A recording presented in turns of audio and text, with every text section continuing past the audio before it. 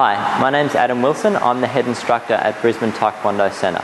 We're going to have a look at a self-defense against a shirt grab or a grab and a punch. So there are many different ways someone can grab our shirt. You might grab with this sort of grip, might have a grip where his palm's pushing into me more, might have an underhand grip, or it might be thumb showing, not showing.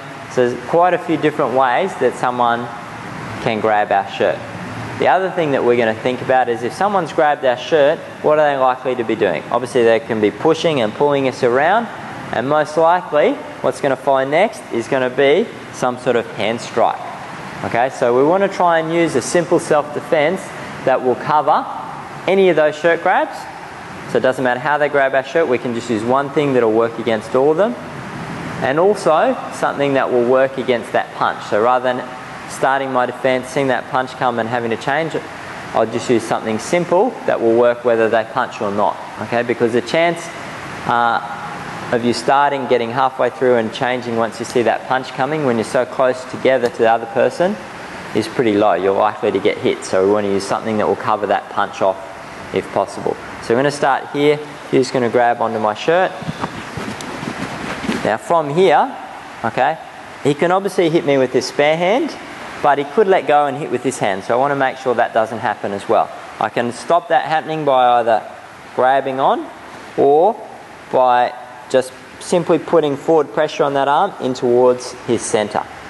Alright, now the other little thing that I did, which we haven't talked yet, is I put a foot forward. So if he's pulling me, I'm going to step forward. If he's pushing me, I'm going to step back, but I'm going to get to a position where I've got my feet apart, my knees bent so I'm balanced, so I don't get pushed over.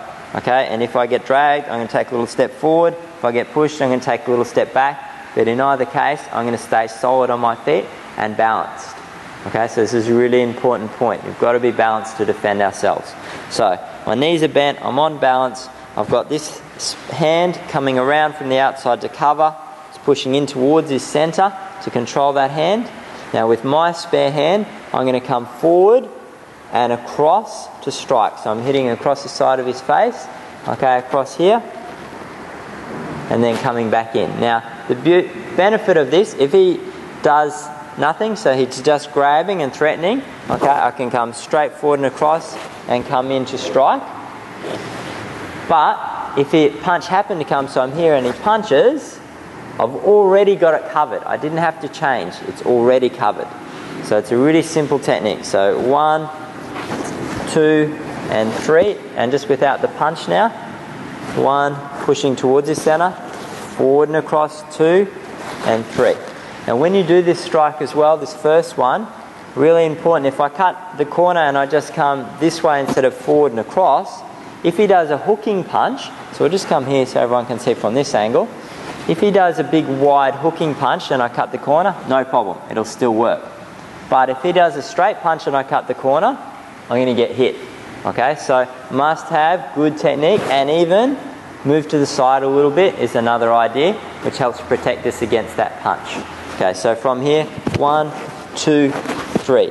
Now a little tip on this arm is I could strike over this way, many different things I could do of course, but just by sliding straight forward and letting my elbow come through to my centre and sit on top of his arm, it protects me from this arm, because it's very hard for him to strike with this arm, especially obviously into my face when my arm's sitting on top of it. Okay, so again, I'm setting myself up in such a way that it's difficult for him to strike. And normally, I'd have my other hand up guarding as well, which gives me some protection against this hand. Of course, I could come over and block as well. So I'm trying to set myself up in a way that makes it easy for me to defend and hard for him to attack. Okay, so defense against just a grab, I'm coming in 1, 2, 3. Or if it was a grab and punch, 1, 2, 3. Okay, I can use exactly the same technique for shirt grab or shirt grab and punch. With my hands, remember, just as a review, getting my feet balanced, pushing forward, coming forward and across into strike and back to guard. Right, so that's a defense against a shirt grab or a grab and punch.